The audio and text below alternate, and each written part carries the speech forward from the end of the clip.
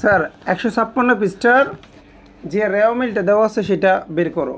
আমি আবার বলছি, আমরা আর্থিক বিবরণীতে তিনটা জিনিস করতে হবে। একটা হচ্ছে বিশদ আয় বিবরণী, মালিকানা সত্ত্ব এবং কি আর্থিক অবস্থার বিবরণী। আমরা আজকে করবো বিশদ আয় বিবরণী। তো আমাকে এইভাবে একটা প্রশ্ন দিয়ে দিবে, এই যে এরকম একটা প্রশ্ন ওরা দিয়ে দিবে, এটাই প্রশ্ন। তখন প্রশ্নটা কি, এরকম একটা আমাকে বক্স দিবে, বক্সের ভিতরে কিছু লেনদেন দিয়ে দিবে। এরপর এই লেনদেনগুলোর উপর ডিপেন্ড করে আরও কিছু নিচে কিছু লেনদেন দিবে, এগুলোর বলে সমনয়। এগুলোর নাম কি? এগুলোর নাম হচ্ছে সমনয়। মনে থাকবে তো?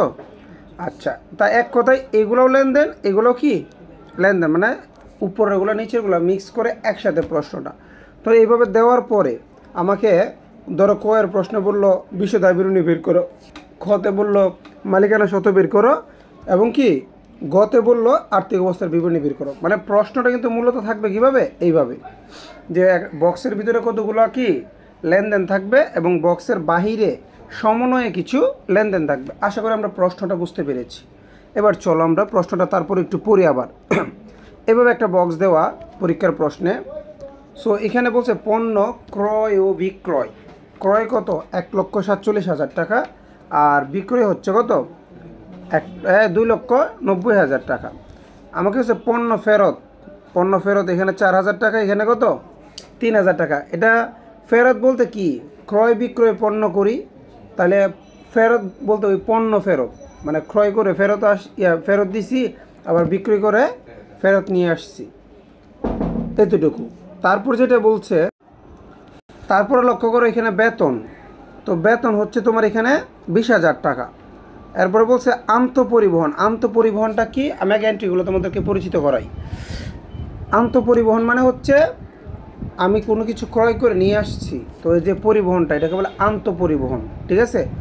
আর বহি পরিবহন হচ্ছে কোনো কিছু বিক্রয় করব, অনেক সময় বিক্রেতারা দেখবা তারা বহন করে কি মাল গিয়ে কাস্টমারের বাসায় দিয়ে আসে, এটাকে বলে কি বহি পরিবহন। মানে আন্তঃপরিবহন মানে এক কথায় ক্রয় পরিবহন, আর বহি পরিবহন মানে হচ্ছে বিক্রয় পরিবহন। বিমা প্রিমিয়াম, ওকে। বিমা প্রিমিয়াম কি একটা পরিচালন মুনাফা। আমি এন্ট্রিগুলো একটু মনে করাই দিচ্ছি আর কি তোমাদেরকে, ঠিক আছে। আচ্ছা, সবগুলো আবার একটু মনে করাই দিই, চলো।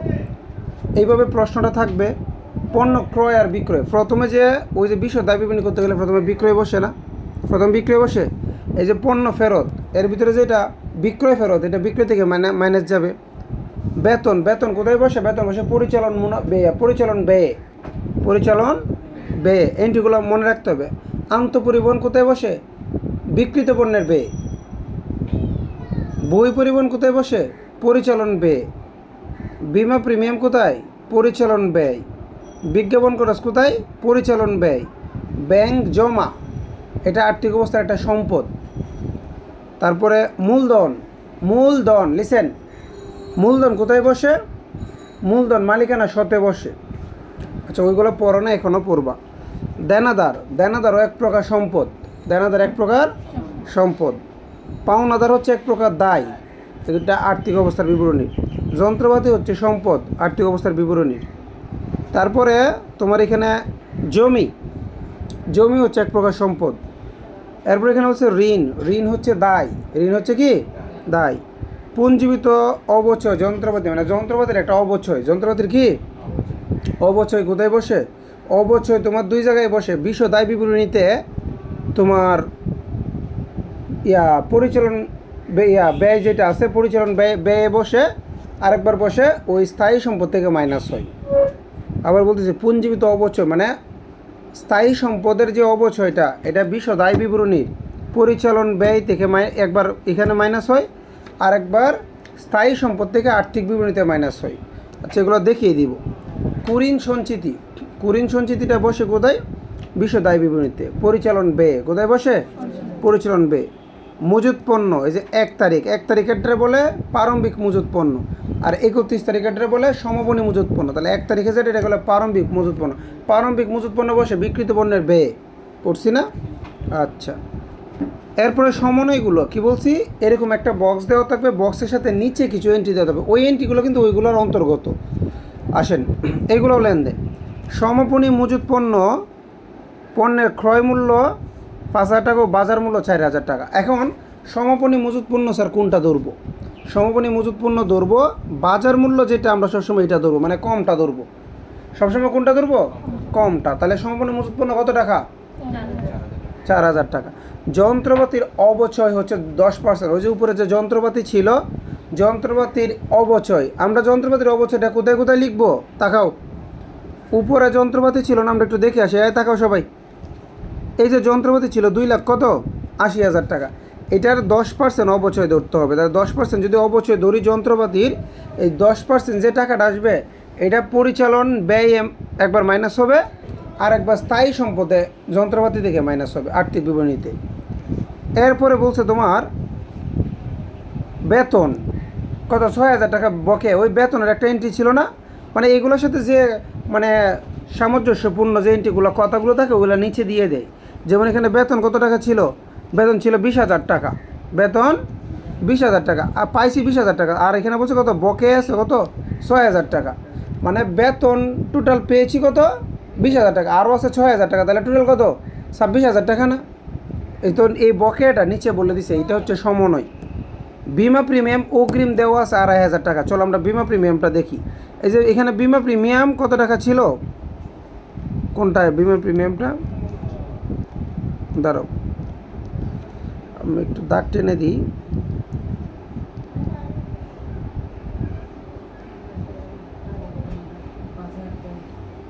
আচ্ছা বিমা প্রিমিয়াম কোথায়, দাঁড়াও 1 মিনিট। আচ্ছা উপরে ফেলে আসি। হ্যাঁ বিমা প্রিমিয়াম হচ্ছে 5,000 টাকা। তাহলে বিমা প্রিমিয়াম যেহেতু 5,000 টাকা, এখন ওরা নিচে এটার একটা কথা ছিল, কথাটা নিচে বলে দিছে যে অগ্রিম দেওয়া আছে 2,500 টাকা। একটা কথা মনে রাখবা, বিশদ আয় বিবরণীতে কোনো অগ্রিম থাকবে না, কোনো বকেয়া থাকবে না। যদি বকেয়া থাকে আনি যোগ করতে হবে যে বেতন কত 20,000 টাকা পাইছে, তাহলে বকেয়া আছে কত 6,000 টাকা, এটা বিশদ আয় বিবরণীতে এনে যোগ করতে হবে। মানে বিশদ আয় বিবরণী হিসাব হচ্ছে 1 বছর। কয় বছর? 1 বছরের নিচেও কোনো টাকা কম টাকা রাখা যাবে না, 1 বছরের উপরে কোনো টাকা। তাহলে বিমা প্রিমিয়াম ওইখানে আমাকে বলছে আমি পেয়েছি 5,000 টাকা, তো ওরা বলতেছে যে 5,000 টাকা পেয়েছো তার ভিতরে 2,500 টাকা অগ্রিম ছিল। তাহলে আমি বলছি বিশদ আয় বিবরণীতে কোনো অগ্রিম রাখবো না, এটা কি এখান থেকে 2,500 টাকা, 5,000 টাকা থেকে 2,500 টাকা মাইনাস করে দিব। তাহলে আমি বিশদ আয় বিবরণীতে রাখবো কত 2,500 টাকা রাখবো, 5,000 রাখা যাবে না। সম্ভাব্য কুরিন 10% ধরতে হবে, কুরিনটা আমি বুঝাচ্ছি। ঋণের সুদ বকে আছে কত? আচ্ছা ঋণের সুদটা বকে আছে, ওই যে 20% ঋণ নিছিল না, ঋণের সুদ, ঋণের সুদটা কিন্তু কোথায় হয়? অন্যান্য ব্যয়ে হয়। আমরা পড়ছি না ঋণের সুদটা কই হয়? অন্যান্য ব্যয়ে হয়। এই ছিল মূলত প্রশ্ন। এখন আমাকে যেটা বলবে যে দেখো ওরা বলছে প্রথমে বলছে বিশদ আয় বিবরণী তৈরি করো, তাহলে এটা থেকে আমরা বিশদ আয় বিবরণী তৈরি করবো, কথা ঠিক আছে? চলো আমরা করি, আমি দেখাই। আচ্ছা আমরা তাহলে বিশদ আয় বিবরণীটা করি, ঠিক আছে? তাহলে বিশদ আয় বিবরণীতে কী বলছি একটু লক্ষ্য করো সবাই। বিশদ আয় বিবরণী গড়টা কেমন করবো স্যার? আমরা এই যে এখানে আমরা বিবরণ দিতে পারি টাকা টাকা টাকা, 3টা টাকার গড় লিখবো। কয়টা? 3টা। এখন দেখো আমরা সরাসরি অঙ্ক করছি, কিন্তু প্রথমেই আমরা বিশদ আয় বিবরণীর গড়টা আমরা কী মুখস্থ করছি? প্রথমে থাকে বিক্রয়, বিক্রয় দেখে মাইনাস বিক্রয় ফেরত এবং মাইনাস বিক্রয় বার্তা এবং অলিখিত বিক্রয়গুলো যোগ হয়, এই গড়গুলো আমরা পড়ছি না। তাহলে যে ওইখান থেকে প্রথমে আমরা বিক্রয়টা লিখবো, যে নিট বিক্রয় বা শুধু বিক্রয় লিখলেও হবে। তাহলে প্রথমে আমরা বিক্রয়টা লিখলাম, এই যে বিক্রয় কত 2,90,000। তো এরপরে ওইখানে কি, তাই দেখো আমরা একটা করে এন্ট্রি দেখে দেখে যাই। এন্ট্রিটা কী ছিল? এই যে এখানে প্রথমে বিক্রয়, বিশদ আয় বিবরণীতে বিক্রয় আসবে না কি আসবে না? বিক্রয় লিখছি। তারপরে যে পণ্য ফেরত, পণ্য কি ফেরত, তাহলে যে বিক্রয় ফেরত, এখানে আমার টাকাটা লিখতে হবে কি না 4,000 টাকা। এই যে আমি এটা একটু বলে দিই, দেখো তাকাও, তাহলে বিক্রয় ফেরত কত টাকা স্যার? 4,000 টাকা। এই যে একটু তাকাও 4,000 টাকা কেমনে? এই যে পণ্য ফেরত বলছিল না, পণ্য ফেরত এখানে হচ্ছে কত 4,000, এখানে কত 3,000। মনে রাখবা ডেবিটে যেটা থাকে এটা হচ্ছে বিক্রয় ফেরত, ডেবিট যেটা এটা কি, আর যেটা ক্রেডিটে থাকে এটা হচ্ছে কি ক্রয় ফেরত। ডেবিটটা হবে বিক্রয় ফেরত আর ক্রেডিটটা হবে কি ক্রয় ফেরত। তাইলে এখানে আমার বিক্রয়ের সাথে ফেরত আছে কত 4,000 টাকা। এই 4,000 টাকা আমরা জানি বিক্রয় থেকে মাইনাস করতে হয়। চলো আমরা বিক্রয় থেকে মাইনাস করি। এই যে স্যার প্রথমে আমরা বিক্রয় লিখছি, বিক্রয় দেখে আমরা কী করলাম, এই যে ফেরত 4,000 টাকা বাদ দিব। তোমার এখানে এত কাহিনী করে লিখতে হবে না, লিখলে হবে বিক্রয় মাইনাস বিক্রয় ফেরত, ঠিক আছে? That's it. এরপরে দেখবো বিক্রয়ের আমরা যখন মুখস্থ করছিলাম গড়গুলো, এখানে বিক্রয় বার্তা ছিল, অলিখিত বিক্রয় ছিল। দেখি বিক্রয়ের সাথে আর কোনো কথা আছে কি না। এই যে এখানে যদি আমরা যাই লক্ষ্য করো, এই যে বিক্রয় ফেরত, এখানে বিক্রয়ের সাথে আর কোনো এখানে কোনো কথা নাই। এবার নিচে গিয়ে দেখবো আর কোনো কথা আছে কিনা বিক্রয়ের সাথে। এই যে এখানে তাকাও, এখানে বিক্রয়ের সাথে কোনো কথা আছে না, বিক্রয়ের সাথে কোনো কথা নাই, তাহলে বিক্রয়ের ঘর শেষ। মানে আমরা যে এন্ট্রিগুলো পড়ে আসছি একটু মাথায় রাখবা, আমরা কিন্তু এন্ট্রি পড়ছি যে বিক্রয় মাইনাস বিক্রয় ফেরত মাইনাস বিক্রয় বার্তা প্লাস অলিখিত বিক্রয়, 4টা এন্ট্রি পড়ছি না। মানে এই 4টা এন্ট্রি থাকতে পারে, কম থাকলে তো থাকলো, তাহলে এখানে কম আছে, এখানে শুধু বিক্রয় আছে এবং মাইনাস বিক্রয় ফেরত আছে, আর কিছু আছে? তাহলে বিক্রয়ের গড় কমপ্লিট। আমি কিন্তু বলছি গড় পারবা, আর্থিক বিবরণী পারবা, তাহলে বিক্রয়ের গড় কমপ্লিট। এবার দ্বিতীয় স্টেপ আমাদের কি ছিল? মাইনাস বিক্রিত পণ্যের ব্যয়, মনে আছে? তাহলে যে দ্বিতীয় স্টেপ মাইনাস বিক্রিত পণ্যের ব্যয়। এবার বিক্রিত পণ্যের ব্যয় আমরা শুরুতে কি লিখতাম? প্রারম্ভিক মজুত পণ্য। আচ্ছা ওইটাও বাদ, আমরা এখানে দেখি বিক্রিত পণ্যের ব্যয়ের আমরা যেগুলো পড়ছি সেগুলো মাথায় আছে কিনা। ক্রয় বিক্রিত পণ্যের ব্যয় যায়, কোনটা যায়? ক্রয়টা যায়, যায় নাকি যায় না? বিক্রিত পণ্যের ব্যয় ক্রয় যায় নাকি যায় না? ক্রয় কোথায় বসে? বিক্রিত পণ্যের ব্যয়। চলো আমরা ক্রয় লিখি। ক্রয় কত লিখবো? 1,47,000 টাকা। এবারে যে ফেরত, ক্রয় ফেরতটা কিন্তু ক্রয় থেকে মাইনাস যাবে। ক্রয় ফেরতটা ক্রয় থেকে মাইনাস যায় নাকি যায় না? মাইনাস যায়।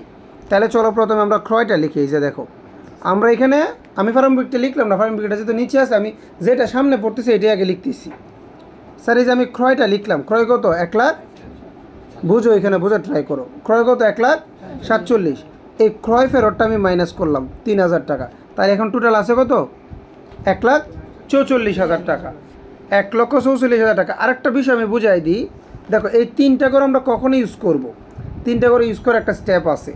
এখানে এই যে বিক্রয়টা লিখলাম এখানে, এরপরে বিক্রয় ফেরত আমরা দ্বিতীয় ঘরে ক্যালকুলেশন করে তৃতীয় ঘর আমরা মোট টাকাটা লিখছি, মানে মেইন ঘর হচ্ছে তৃতীয় ঘর। এর আগে 2টা ঘর তুমি ক্যালকুলেশনের জন্য ইউজ করবা। যেমন মনে করো এখানে এই যে ক্রয় আর প্রারম্ভিক মজুত, মানে এখানে বিক্রিত পণ্যের ব্যয়ের যে ঘরগুলো আসবে আমরা জানি সবগুলোরে আমরা কই লিখবো?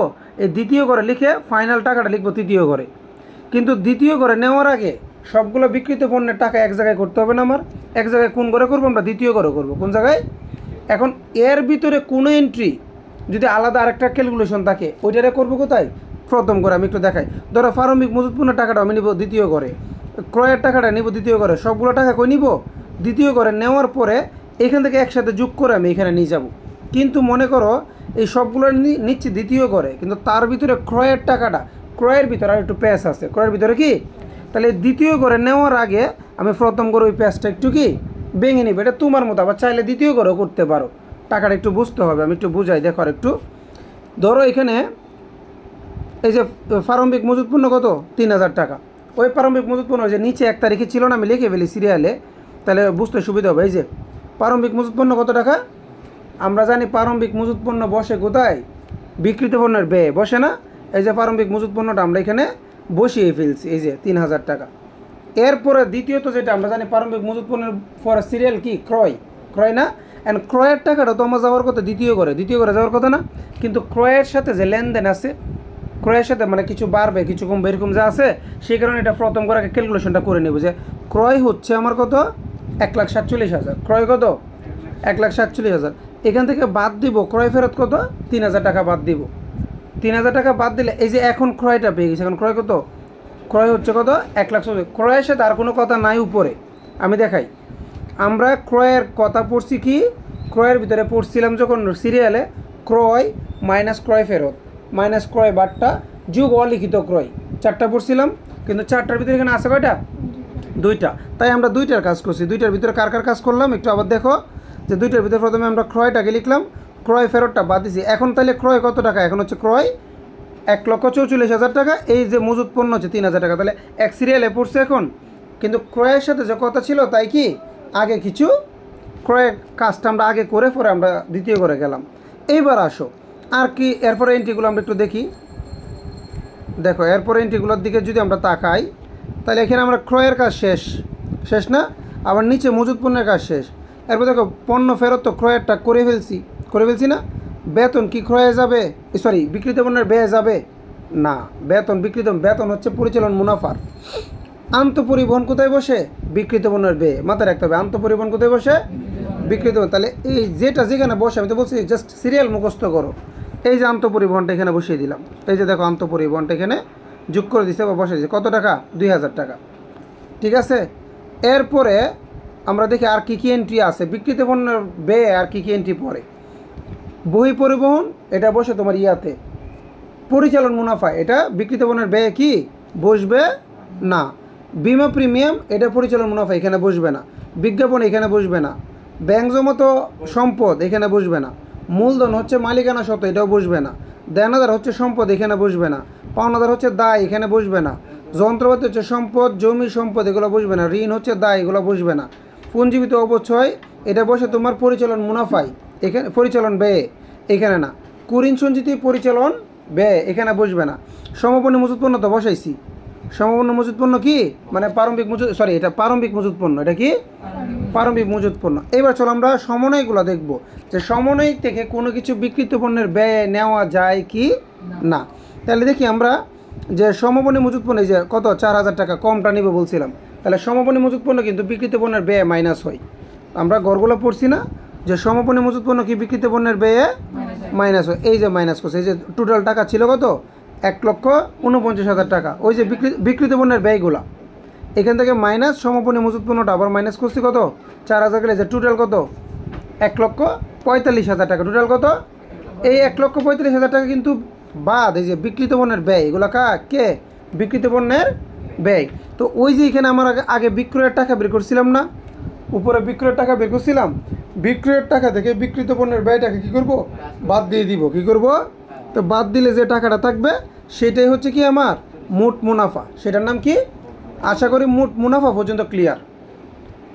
ওই যে উপরে বিক্রয়টা করছিলাম, বিক্রয় থেকে যে বিক্রিত পণ্যের ব্যয়গুলো বের করছি, এখান থেকে বিক্রয় থেকে বিক্রিত পণ্যের ব্যয়গুলোকে বাদ দেওয়ার পরে যে টাকাটা থাকে তার নাম হচ্ছে মোট মুনাফা। তো বিক্রিত পণ্যের ব্যয়টা যখন লিখবো এটাকে আমরা একটা ব্র্যাকেট দেবো, ব্র্যাকেট মানে বোঝাচ্ছে মাইনাস। ক্লিয়ার? আচ্ছা, এখন যদি আমরা আরেকটু যাই, মোট মুনাফার পরের স্টেপটা কি, মোট মুনাফা সিরিয়াল মনে করো, সিরিয়াল কিন্তু আমি মুখস্থ করাইছি। মোট মুনাফার পরে হচ্ছে বাদ পরিচালন মুনাফা, পরিচালন ব্যয় বাদ কি পরিচালন। এবার পরিচালন ব্যয়গুলোকে আমি মুখস্থ করাইছি, চলেন পরিচালন ব্যয়গুলো আমরা দেখি কোনটা কোনটা আছে। এই যে এখানে আমরা তাকাবো, এইভাবে আবার খুঁজবো। ক্রয় বিক্রয় তো এখানে আসবে না, আসবে? ফেরত তো এখানে আসবে না। এই বেতন, বেতন কোথায় পরিচালন ব্যয় বসে, পরিচালন ব্যয় বসে নাকি বসে না? তাহলে চলো বেতনটাকে পরিচালন ব্যয় বসাই। আর একটা জিনিস দেখে নিব যে বেতনের সাথে মানে যে এন্ট্রিগুলো এনে বসাবো ওইগুলোর সাথে নিচে কোনো কথা আছে কিনা। সবসময় দেখবা এইখানে বা ওইখানে যেখানে বসে দেখবা নিচে যে বেতনের সাথে কথা আছে কত 6000 টাকা বকেয়া আছে। তাইলে বিষয় দায় বিবরণী যখন করবা এখানে কোনো বকেয়া রাখা যাবে না, এটা যোগ করে দিতে হবে। এই যে তাকাও, এই যে বেতন, বেতন আমি কত টাকা বসাইলাম 20,000 টাকা। তো আমরা নিচে আর একটা এন্ট্রি পাইছি বেতন বকেয়া কত 6000 টাকা। এই যে প্রথম করে করতেছি কাজটা, এই যে 6000 টাকা এনে এখানে আমরা যোগ করব। তাহলে টোটাল বেতন কত 26,000, মানে সবগুলো পরিচালন ব্যয় আমরা এই ঘরে এনে যোগ করব, কিন্তু কোনোটার সাথে আলাদা কথা থাকলে প্রথম করে নিয়ে আসবো আর কি। যেমন বেতন, বেতনটা কিন্তু সরাসরি চলে যেত এই ঘরে, কিন্তু বেতনের সাথে যে কথা আছে তাই কি প্রথম করে কাজটা করে আমরা নিলাম কোথায় দ্বিতীয় ঘরে। টোটাল কত 26,000 টাকা। এরপরে যেটা বলছে তোমার বেতনের পরে আর কি কি আছে দেখো, চলো এন্ট্রিগুলো আমরা দেখে আসি। আন্তঃপরিবহন তো কখনোই পরিচালন ব্যয়ে বসে না, এটাও বাদ। তাইলে এটা বাদ দিলে বহি পরিবহন বসে, বহি পরিবহন বসে কোথায় পরিচালন ব্যয়। তাহলে বহি পরিবহন দেখবো, বহি পরিবহনের সাথে নিচে কোনো কথা আছে কিনা। দেখো দেখে না, বহি পরিবহনের সাথে কোনো কথা আছে না, তাই বহি পরিবহনের টাকাটা সরাসরি কি আমরা বসিয়ে দেবো। এই যে বহি পরিবহন কত 800 টাকা। কথা ক্লিয়ার? চলো এরপরে আমরা দেখবো এরপরেটা কি আছে, আমরা এভাবে খুঁজে খুঁজে আসবো। বিমা প্রিমিয়াম, হ্যাঁ বিমা প্রিমিয়াম বসে না, না বিমা প্রিমিয়াম, হ্যাঁ বিমা প্রিমিয়ামের যে টাকাটা, আচ্ছা বিমা প্রিমিয়ামের সাথে তো এখানে কথা আছে, কথা আছে না স্যার? হ্যাঁ বিমা প্রিমিয়াম বসে কোথায় পরিচালন ব্যয়ে বসে। বিমা প্রিমিয়াম কত 5,000 টাকা। কত আবার নিচে বলছে বিমা প্রিমিয়াম কত 2,500 টাকা অগ্রিম। তাইলে আমরা বিমা প্রিমিয়াম আমরা বলছি বিষয় দাবি বিবরণী কয় বছরের জন্য 1 বছরের জন্য। তাই 1 বছরের জন্য বিমা প্রিমিয়াম আমরা 5,000 টাকা নিতে পারবো না, কারণ অগ্রিম আছে কত 2,500 টাকা। তাহলে ওই 5,000 টাকা থেকে 2,500 টাকা কি মাইনাস করবো, কারণ বিশদ আয় বিবরণী মানেই হচ্ছে 1 বছরের হিসাব। কম থাকলে যোগ করতে হবে, বকেয়া থাকলে আর অগ্রিম থাকলে বাদ দিতে হবে। তাহলে দেখো বিমা প্রিমিয়াম, এই যে আমরা জানি কি পরিচালন ব্যয় বিমা প্রিমিয়ামটা বসে। এই যে বিমা প্রিমিয়াম কত 5,000 টাকা, এখান থেকে যে অগ্রিমটা আমরা বাদ দিব। আমরা নিচে দেখবো নিচে কোনো সমন্বয়ে কোনো কথা বলে দেয় কিনা। তাহলে 5,000 থেকে যদি 2,500 টাকা আমরা বাদ দিই তাহলে কত থাকতেছে এই 2,500 টাকা, এই যে দ্বিতীয় ঘরে নিয়ে জমা করতেছি, এবার একসাথে যোগ করে দিব। এরপরে দেখি আর কি কি আছে, আমি গড় অনুসারে করাচ্ছি। বিমার পরে কি আছে? বিজ্ঞাপন। বিজ্ঞাপন কোথায় বসে বলো তো? পরিচালন ব্যয় বসে। আমরা লিস্ট মুখস্থ করছি না, ওইখানে কি পরিচালন ব্যয় বিজ্ঞাপন বসে। এই যে বিজ্ঞাপনটা আমরা দেখি এখানে, এই যে বিজ্ঞাপন, বিজ্ঞাপন খরচটা কি সরাসরি আমরা লিখে দিতে পারবো। কত টাকা? 2,500 টাকা, তাই না? আচ্ছা, এরপরে যদি যাই আমরা আর কি কি আসতে দেখি আমরা এখানে, দাঁড়াও, বিজ্ঞাপন গেল, বিমা গেল, ব্যাংক জমাতো সম্পদ। ব্যাংক জমা হচ্ছে একটা চলতি সম্পদ, এটা এখানে আসবে না। মূলধন হচ্ছে মালিকানা সত্ত্ব, এখানে আসবে না। দেনাদার হচ্ছে সম্পদ, আসবে না। পাওনাদার হচ্ছে দায়, আসবে না। যন্ত্রপাতি হচ্ছে সম্পদ, এটা আসবে না। কিন্তু আচ্ছা, যন্ত্রপাতির সাথে তো কথা আছে, আমরা নিচে একটু দেখি যে যন্ত্রপাতি আসবে না, কিন্তু যন্ত্রপাতির অবচয়টা আসবে, কারণ আমরা পড়ছি পরিচালন ব্যয়ে কী আসে? সকল প্রকার অবচয় আসে। স্থায়ী সম্পদের অবচয়টা আসে কোথায়? পরিচালন। আবার বলতেছি, সম্পদ আসে না, কিন্তু সম্পদের অবচয়টা আসে পরিচালন ব্যয়। তাহলে এখানে যন্ত্রপাতির টাকা কত ছিল টোটাল? যন্ত্রপাতির টাকা দেখো তো 2,80,000, কিন্তু আমার 2,80,000 আসবে না, কিন্তু এটা 10% যে অবচয়, এই অবচয়ের টাকাটা কি এখানে আসবে। চলো আমরা একটু দেখি যে যন্ত্রপাতি কই। এই যে 2,80,000-এর 10% কত? 28,000 টাকা। তাহলে যন্ত্রপাতির টাকা আসছে নাকি তার অবচয়টা আসছে? তাহলে আমরা এটা মুখস্থ রাখবো যে স্থায়ী সম্পদের সকল অবচয় তোমার আসবে। এরপরে আসো যে হিসাবটা, কুরিন সঞ্চিতির হিসাবটা, আমরা একটু ওইখানে যাই, আগে দেখে আসি কি কি আছে। তাহলে আমার এই যন্ত্রপাতির অবচয়টা কি বসায় দিছি, তাহলে এটার অবচয়টা নিচ্ছি। জমি তো আসবে না, কারণ জমির সাথে কোনো কথা নাই। এরপরে এখানে আরেকটা যেটা আছে তোমার 10% ঋণ। ঋণের সুদ তো পরিচালন ব্যয়ে আসে না, এটা আসে অন্যান্য ব্যয়ে। এরপরে যেটা আছে তোমার কুরিন সঞ্চিতি, হ্যাঁ কুরিন সঞ্চিতি আসে কোথায়? পরিচালন ব্যয়। আবার বলো কোথায় আসে? কুরিন সঞ্চিতি আসে কোথায়? পরিচালন ব্যয়। আরেকটা কথা, ওই যে তোমার স্যার এটা বলতে পারো স্যার এখানে যে পুঞ্জীবিত অবচয় আছে, তাহলে এই যন্ত্রপাতির অবচয়টা কি ওইখানে যাবে না? না, এইটা হচ্ছে কি জানো, মানে একটু দেখাও, এখানের যে 28,000 টাকা, লিসেন, শুধু সমন্বয়ে যে অবচয়টা থাকবে কোথায় থাকবে? এই যে এইখানে যন্ত্রপাতি অবচয়টা কোথায়? সমন্বয়ে না, এটা কিন্তু সমন্বয়ে। সমন্বয়ের অবচয়টাই কই যাবে? শুধু আমার ওই পরিচালন ব্যয় যাবে। কিন্তু কোনো অবচয় যদি তোমার এই যে রেও মিলের ভিতরে দেওয়া থাকে, মানে বক্সের ভিতরে দেওয়া থাকে, ওই অবচয়টা কিন্তু হবে না। ওই অবচয়টা যাবে আর্থিক বিবরণীতে। কই যাবে? আর্থিক বিবরণীতে গিয়ে তোমার ওইখান থেকে বাদ হবে, সম্পদ থেকে, স্থায়ী সম্পদ থেকে। আচ্ছা, ওটা আর্থিক বিবরণী করানোর সময় দেখাই দিই। এখন বিষয়টা কি দেখো, তাহলে এরপর আমার বাকি থাকতেছে শুধু কুরিন। কে বাকি? কুরিন। কুরিনটা আমাকে জানতে হবে। কুরিনের ক্ষেত্রে তোমাদেরকে আমি শিখাইছিলাম কি, যে কুরিন যুগ নতুন কুরিন যুগ নতুন কুরিন সঞ্চিতি, গড়টা মুখস্থ করছি না আমরা? তাহলে এইভাবে, তাহলে এখানে এইটা কিন্তু বলছে কুরিন সঞ্চিতি, এটা কি বলছে? বই দাও। এইটা কিন্তু বলছে কি আমার কুরিন সঞ্চিতি, কথাটা বুঝবেন কিন্তু কি বলছি। এইটা হচ্ছে আমার কুরিন সঞ্চিতি, ওকে। আর এমনি কুরিন কিন্তু মেইন কুরিন নাই, ডাইরেক্ট কুরিন লেখা আছে কোথাও? আমরা যে গড়টা পড়ছি, আমি তোমার আমার ভাষায় এইভাবে তোমরা বুঝবা না, বইয়ের যে ভাষাটা এটা বুঝবা না। এই যে কুরিন, তোমরা এইভাবে বলছো যে কুরিন, এরপরে বলছো কি যুগ নতুন কুরিন। যুগ কি নতুন কুরিন, আমি গড়টা তোমরা মুখস্থ করে দিচ্ছি। যুগ নতুন কুরিন সঞ্চিতি, নতুন কুরিন সঞ্চিতি এইটা। এরপরে পড়ছো মাইনাস পুরাতন কুরিন, মাইনাস কি পুরাতন কুরিন। প্রয়োজনে লিখে নাও, আমি কুরিনটা এখনই বুঝাই দিচ্ছি, কারণ তোমাদের কুরিনটা ভেজাল করবে সবসময়। এই কুরিনের 4টা স্টেপ মনে রাখবা। প্রথমত হচ্ছে মেইন কুরিন, প্রথমটা কি, এটা ডাইরেক্ট নাম থাকবে কুরিন, নাম কি কুরিন। এরপরেরটা যেটা, এরপরে নতুন কুরিন কোনটা জানো? এই নতুন কুরিন হচ্ছে এটা থাকবে সমন্বয়ে, এটা কই থাকবে? এরপরে নতুন কুরিন সঞ্চিতি যেটা, এটাও থাকবে সমন্বয়ে। মানে যে যুগ যে দুইটা করছে এগুলো কই থাকবে? লুক অ্যাট মি, যুগ যে নতুন কুরিন, এই যে এই কুরিনটা থাকবে কোথায়? বক্সে, শুধু কুরিনটা থাকবে বক্সে। আর যে দুইটা কুরিন আমরা যোগ করছি, কোনটা একটা হচ্ছে নতুন কুরিন আর হচ্ছে নতুন কুরিন সঞ্চিতি, এই দুইটা থাকবে সমন্বয়ে, জীবনও বক্সে থাকবে না। আর পুরাতন কুরিন যেটা এই যে মাইনাস করব, এটা কুরিন সঞ্চিতি নামে থাকবে বক্সে। তাহলে এখন যদি আমরা যাই, আমরা একটু বক্সটা চেক করি, একটু দেখাও। এটা লেখা কুরিন সঞ্চিতি, তাহলে এইটার নাম হচ্ছে পুরাতন কুরিন। এটার নাম কি? বক্সের ভিতরে যদি কুরিন সঞ্চিতি দেখে মনে রাখবা, তা সে হচ্ছে পুরাতন কুরিন। সে কি আবার বক্সের ভিতরে চাইলে কুরিনও থাকতে পারতো, কিন্তু কুরিন নাই, নাই তো নাই, না থাকলে কুরিন আমরা দিব না, কথা ঠিক আছে না? কিন্তু কুরিন সঞ্চিতির আরেক নাম কি? পুরাতন কুরিন। তাহলে এই পুরাতন কুরিনটা আমরা কী করি? মাইনাস করি। পুরাতন কুরিনটা কী করি? এবার চলো একটু নিচে যাই, দেখি কি আছে নিচে। এই যে নতুন কুরিন দুইটা আছে না, নতুন কুরিন দুইটা আমি বের করতেছি নিচ থেকে। এই যে দেখো এখানে, এই যে এখানে বলছে সম্ভাব্য কুরিন 10%। সম্ভাব্য কুরিন কি 10%? কথাটা বুঝবেন কিন্তু কি বলতেছি। এখানে সম্ভাব্য কুরিন কত? 10%। এই 10% কার উপরে ধরতে হবে জানো? দেনাদারের উপরে।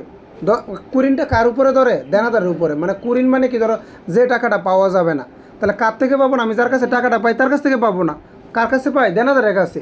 তো দেনাদারের উপর 10% করলে যেটা বেরোবে এটা হচ্ছে নতুন কুরিন সঞ্চিতি, নতুন কুরিন। আর নতুন কুরিন যেটা আছে এটা এখানে নাই, যেমন নাই, এখানে নাই, এখানে শুধু আর নতুন কুরিন সঞ্চিতিটা আছে। তাহলে আমি প্রথমত আমার কুরিন নাই, কুরিন নাই, তাহলে কুরিন বাদ। তাহলে আমি যোগ দিয়ে কি দিব? নতুন। এখানে কোথায় দাঁড়াও, আমি দেখাই দিচ্ছি। তোরা আসছে কত? ওইখানে স্যার দেনাদারের উপর 10% করো তো দেখি। দেনাদার কোথায়? এখানে এই যে দেনাদার, এই যে দেনাদার কত টাকা ছিল? 7,000। 7,000কে 10% করলে আসবে কত? 700 টাকা। একটু বুঝো, একটু বুঝো। আমরা যে স্টেপটা করছি, আমি তোমাকে স্টেপটা একটু বুঝাই দিই। স্টেপটা তুমি বুঝো। যে এখানে দেখো এই যে কুরিন সঞ্চিতি যেটা আছে এটা কি? পুরাতন কুরিন। আর এই কই, এই যে এইটা হবে নতুন কুরিন সঞ্চিতি। নতুন কুরিন কি? সঞ্চিতি। তাহলে স্যার নতুন কুরিন কোনটা? একটা হচ্ছে নতুন কুরিন, একটা হচ্ছে নতুন কুরিন সঞ্চিতি। নতুন কুরিন হচ্ছে এখানে যদি কখনো বলে যে এত টাকা আদায়যোগ্য নয়, যদি বলতো যে 2,000 টাকা কি 2,000 টাকা আদায়যোগ্য না, এটার নাম হচ্ছে নতুন কুরিন। আর যদি এই পার্সেন্টেজ যেটাকে করতে হয়, দেনাদার উপর যেটা পার্সেন্টেজ করতে হয়, এটাকে বলে নতুন কুরিন সঞ্চিতি। যদি ডাইরেক্ট বলে যে 2,000 টাকা আদায়যোগ্য নয়, 2,000 টাকা কি সেটা হচ্ছে নতুন কুরিন, যুগ নতুন কুরিন। আর এই যে দেনাদার উপর 10%, 5%, এটাকে বলে নতুন কুরিন সঞ্চিতি। কথাটা বুঝছো? নিচের দুইটা যে আমরা দুইটা করছি না, একটা করছি নতুন কুরিন, একটা করছি নতুন কুরিন সঞ্চিতি, দুইটা যোগ করি। এই নতুন কথা দুইটা কই থাকবে? নিচে। কই থাকবে? নিচে। এটা কীভাবে বলে দিবে? ডাইরেক্ট বলে দিবেন না। একটা নতুন কুরিন যেটা, এটা বলবে যে 2,000 টাকা আদায়যোগ্য নয়, এটা হচ্ছে নতুন কুরিন। আর যেটা বলবে যে দেনাদারের উপর 10% ধরতে হবে, এটা বলে নতুন কুরিন সঞ্চিতি। আর মেইন কুরিন যেটা, এটাও থাকবে বক্সে, পুরাতন কুরিনটা থাকবে এভাবে কুরিন সঞ্চিতি নামে। তাহলে এই কুরিন সঞ্চিতি যেটা, এটার নাম কি? পুরাতন কুরিন। তাহলে এখন আমার কাছে আছে পুরাতন কুরিন আছে। আর একটা দেখো, এটা কি 10% ধরতে হবে কার উপরে? দেনাদারের উপরে। তার মানে বিষয়টা কি দাঁড়াচ্ছে? আমার কাছে পুরাতন কুরিন আছে আর এটা হচ্ছে নতুন কুরিন সঞ্চিতি। কয়টা জিনিস আছে আমার কাছে? তাহলে আমরা স্টেপে স্টেপে এইভাবে করে আমি একটু দেখাই দিই তোমারে। প্রথমে লিখি কুরিন, আবার দেখো সমস্যা নেই। এরপরে যুগ নতুন কুরিন, নতুন কুরিন। এরপর লিখি যুগ নতুন কুরিন সঞ্চিতি। তোমরা এখনই বুঝে ফেলো। এরপর লিখি মাইনাস পুরাতন কুরিন সঞ্চিতি। এখন দেখো আমার কাছে কি কুরিন আছে? কুরিন তো বক্সে নাই। কুরিন বক্সে আছে, তা না থাকলে কুরিন লিখবো না। নতুন কুরিনকে আছে যে এত টাকা আদায়যোগ্য না, এরকম আছে? নাই। সমন্বয়ে নাই, সমন। তাহলে এটাও নাই। তাহলে নতুন কুরিন সঞ্চিতি আছে 10%। 10% কার উপর? দেনাদার। তাহলে দেনাদার ছিল কত? দেনাদার ছিল 7,000। 7,000কে 10% করলে আসবে কত? 700 টাকা। তাহলে এবার পুরাতন কুরিন আছে নাকি? নাই, আছে। কত টাকা? 500 টাকা। তাহলে পুরাতন কুরিনটা কী করতে হয়? বিয়োগ করতে হয়। তাহলে বিয়োগ করো, বিয়োগ করলে উত্তর কত টাকা? 200 টাকা। ওই যে দেখো তোমার এখানে উত্তর লিখছে 200 টাকা। আমাদের যে বক্সটা করছে স্যার, এই যে দেখেন বক্সটা, এই স্যার উত্তরটা দেখো এখানে। এই যে বইয়ে উত্তর কিন্তু 200 টাকায় লিখছে, কিন্তু বইয়ে যে প্যাচে করে এই প্যাচে তোমার মাথায় জীবনও ঢুকবে না। আমরা কি বইয়ের নিয়মে করব না? আমরা এইভাবে করবো যে কুরিন যুগ নতুন কুরিন, নতুন কুরিনটা কই থাকে? নিচে, আদায়যোগ্য নয় যেটা। আর কুরিনটা থাকবে কই? বক্সে। এখন দেয় নাই, এই সিনশিলে দেয় না, আরেকটাতে দিয়ে দিবে। কথা ঠিক আছে? তাহলে ধরো মেইন কুরিনটা থাকবে বক্সে, এরপরে নতুন কুরিনটা থাকবে কোথায়? সমন্বয়ে।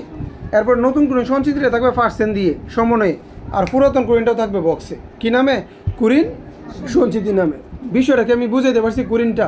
আলহামদুলিল্লাহ। এরপরে বিষয়টা যেটা লক্ষ্য করবেন সেটা দেখেন। তাইলে আমার সবগুলো কিন্তু এখান থেকে করা হয়েছে। দেখেন এখানে কিছু বাকি রাখছি আমি, কুরিন শেষ। তাহলে পরিচালন ব্যয় শেষ। পরিচালন ব্যয় কি? সমন্বয়ে কিছু বাকি রাখছি। দেখো তো এখানে পরিচালন ব্যয় যাবে, এটা তো পরিচালন ব্যয় না, যন্ত্রপাতি অবশ্যই তো দৌড়ছি। বেতন, বেতন কোথায়? আচ্ছা বেতনটা তো ধরছি না পরিচালন ব্যয় না, যোগ করছি, এটার কাজও করছি। বিমা প্রিমিয়ামের কাজও করছি, এটার কাজও করছি। ঋণের সুদ তো পরিচালন ব্যয় না, ঋণের সুদ কি পরিচালন ব্যয়? ঋণের সুদ হচ্ছে অন্যান্য ব্যয়, তার মানে পরিচালন ব্যয়ের কাজ কমপ্লিট। পরিচালন ব্যয়ের কাজ কি, এটা আমরা আমাদের নিয়মে করব। কেমন, আমি কি পরিচালন ব্যয় পর্যন্ত বুঝাইতে পারছি? তাহলে ওই যে আমার মোট মুনাফাটা ছিল, মোট মুনাফাটা দেখে এই ব্যয়গুলো আমরা কি করব, এই ব্যয়গুলো আমরা বাদ দিয়ে দিব। এই ব্যয়গুলো কি, দাঁড়া এক মিনিট, ব্যয়গুলো বাদ দেওয়ার পরে, আচ্ছা তাহলে আমাদের পরিচালন ব্যয় শেষ, তাহলে আমাদের মোট মুনাফা কত ছিল? 1,41,000 টাকা। তাহলে এই যে পরিচালন ব্যয়, যে এইগুলো সবগুলোর যোগ করব, যোগ করলে কত? 60,000 টাকা। কত? 60,000। তাহলে যদি আমি এইটা থেকে 60,000 টাকা যদি মাইনাস করি, টোটাল কত আমার? 81,000 টাকা। ঠিক আছে, 81,000 টাকা হচ্ছে পরিচালন মুনাফা। তাহলে পরিচালন মুনাফা পর্যন্ত আমার কাজ শেষ। কাজ এবার তোমরা বলতে পরিচালন মুনাফার পরের স্টেপ কি? যোগ অন্যান্য আয় বিয়োগ অন্যান্য ব্যয়। আমি স্টেপ শিখতে বলছি, কিন্তু আমি আবার বলতেছি, তুমি লিস্ট মুখস্থ করা ছাড়া এটা বুঝবাও না আমি কি বুঝাচ্ছি, তাও তোমার মাথায় ঢুকবে না। ঠিক আছে, এবং তুমি পারবে না। আগে তোমরা লিস্ট মুখস্থ করতে হবে। আমি কিন্তু বলছি যে লিস্ট মুখস্থ করবে তার 3 দিন লাগবে আর্থিক বিবরণী শেষ করতে, আর যে যার লিস্ট মুখস্থ নাই সে 3 বছরও পারবে না। ক্লিয়ার বিষয়টা? তাহলে আমরা দেখো, আমি যেভাবে স্টেপ বলতেছি, পরিচালন মুনাফা বের করছি না, পরিচালন মুনাফার পরের স্টেপটা কি? যোগ অন্যান্য আয়, যোগ অন্যান্য আয়। এরপরে স্টেপ কি? মাইনাস অন্যান্য ব্যয়, এরকম না? তাহলে এখন অন্যান্য আয় খুঁজবো আমরা। চলো প্রশ্নে যাই। অন্যান্য আয় খুঁজবো। অন্যান্য আয়ের বিষয়গুলো আমি মুখস্থ করাইছিলাম, শিক্ষানবিশ সালামি, তারপর প্রাপ্ত লাভ্যাংশ, প্রাপ্ত কমিশন, এগুলো পড়াইছি না? এগুলো মুখস্থটা তোমার থাকতেই হবে, ওইগুলোর বাইরে কোনো এন্ট্রি আসবে না আমি যেগুলো দিচ্ছি। তাহলে দেখো এখানে একটাও বেতন, তারপরে বই পরিবহন, বিমা, বিজ্ঞাপন, ব্যাংক জমা, মূলধন, দেনাদার, পাওনাদার, যন্ত্রপাতি, জমি, ঋণ, পুঞ্জীবিত অবশ্যই, কুঋণ সঞ্চিতি, মজুদ পণ্য নাই। তারপর সমাপনীতে দেখি, সমান মজুদ পণ্য, যন্ত্রপাতি অবশ্যই, বেতন, বিমা প্রিমিয়াম, কুঋণ, ঋণের সুদ। এইখানেও কোনো আয় জাতীয় কিচ্ছু নাই। আয় জাতীয় কিচ্ছু আছে? তাহলে আয়ের গড় হবে না, নাই হবে না, থাকলে হইতো, নাই যেহেতু হবে না থাকলে হইতো। চলো এবার ব্যয়, এরপর কি? মাইনাস অন্যান্য ব্যয়। মাইনাস কি? অন্যান্য। দেখো তো অন্যান্য ব্যয় কোথাও পাও কিনা? অন্যান্য ব্যয় দেখো, এনে ফেরত, বেতন, পরিবহন, বই পরিবহন, বিমা প্রিমিয়াম, বিজ্ঞাপন, ব্যাংক জমা, মূলধন, দেনাদার, পাওনাদার, যন্ত্রপাতি, জমি, ঋণ, পুঞ্জীবিত যন্ত্রপাতি, কুঋণ। এখানে নাই অন্যান্য ব্যয়, না। এবার এখানে দেখি, এটা তো না, এটাও না, এটাও না, এটাও না, এটাও না। তাহলে এই যে ঋণের সুদটা হচ্ছে অন্যান্য ব্যয়। আমরা জানি কি ঋণের সুদ হচ্ছে অন্যান্য। তাহলে ঋণ কত টাকা ছিল? ঋণ ছিল কত? এই যে দেখো, ঋণ ছিল তোমার টোটাল কত? 1 লাখ টাকা। 1 লাখ টাকা 10% কত? 10,000 টাকা। ওই যে ঋণের সুদ 10,000 টাকা, জাস্ট তুমি এই যে অন্যান্য ব্যয় মাইনাস করবা। তো অন্যান্য আয়ের গড়টা কেন হয় নাই? অন্যান্য আয়ের কোনো এন্ট্রি নাই, অন্যান্য আয়ের কোনো এন্ট্রি নেই, তাই অন্যান্য ব্যয়ের গড় হয়েছে। স্টেপে স্টেপে যাবো আমরা। এই যে 10,000 টাকা মাইনাস করলে 81 থেকে 81,000 থেকে 10,000 গেলে 71,000 টাকা। এইটাই হচ্ছে নিট মুনাফা। এই ছিল বিশদ আয় বিবরণী। ক্লিয়ার? লাস্ট আরেকটা কথা বলতেছি, যদি মানে শীটটা মুখস্থ করতে না পারো, সিরিয়ালটা, তাহলে কোনো ক্লাসেই বুঝবেন না, কারো ক্লাসেই বুঝবেন না, এক কথাই ভালো।